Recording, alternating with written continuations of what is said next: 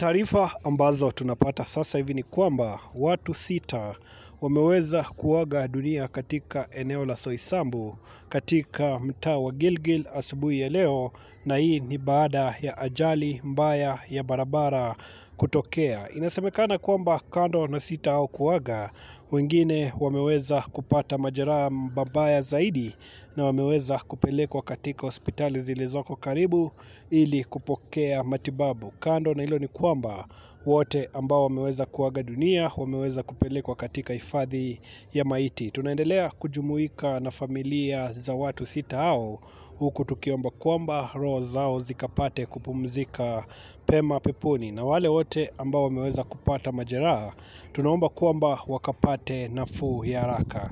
Endelea kusubscribe kwa channel ya Vic Dimples ili wa kwanza kupokea taarifa zetu pindi tunavyozi upload.